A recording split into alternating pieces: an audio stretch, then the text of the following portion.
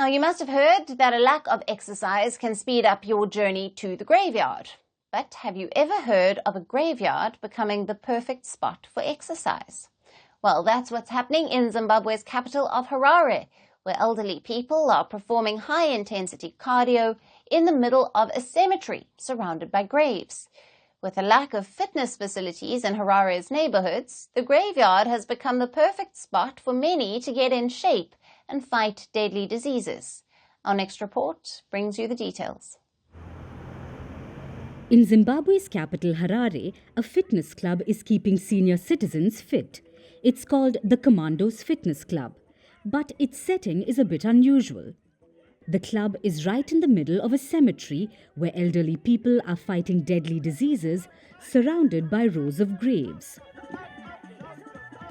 What could be a haunted place for many has turned into a spot of high energy as fitness enthusiasts regularly perform long sessions of squats, lunges and stretches to upbeat sounds. If you're wondering if dancing at the graveyard is part of some kind of satanic ritual, that's not the case. But Zimbabwe's elderly are dancing amid the graves not because they want to, but out of necessity. Zimbabwe's capital has limited fitness facilities such as gyms in neighbourhoods, but that hasn't stopped Zimbabweans from being healthy. They are now exercising wherever they can, and for some, a graveyard is a perfect spot. Their logic is simple.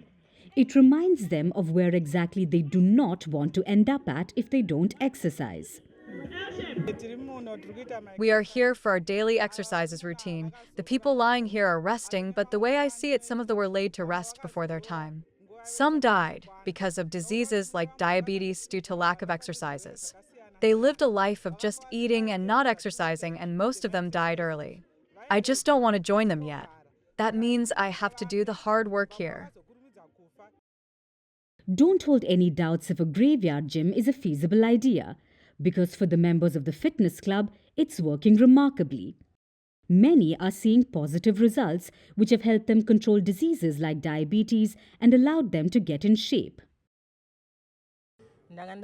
I weighed 86 kilograms and struggled to stand up or breathe, even to walk in my house. But ever since I started exercising, my body feels lighter, and I can walk long distances. Now I'm down to 76 kilograms and I feel good. The dedication of Harare's old-age people comes with a wider problem of growing chronic diseases in Zimbabwe and also the whole of Africa. Diseases like heart problems, high blood pressure and diabetes are on the rise in the continent. Zimbabwe's Ministry of Health and Childcare says the diseases currently account for about 40% of deaths annually.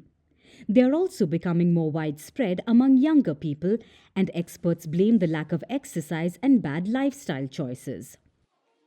People are just glued to their televisions, people are glued to their phones, their laptops. By so doing, they forget that exercising is of paramount importance in their life.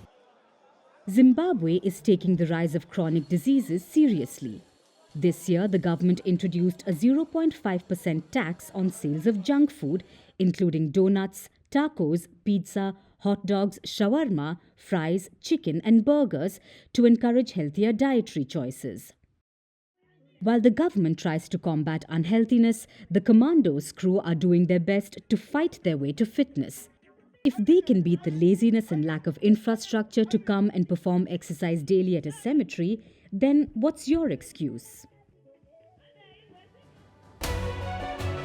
We're calling the show Vantage. We hope you like what we put together for you. Touted as the minimum defense from that video. India's neighbours were the first to send the special edition of Vantage live from the White House throughout this week. Yes, Hindu Mandir we're on our way to Tel Aviv. Measure, but it's also the perfect way to drive.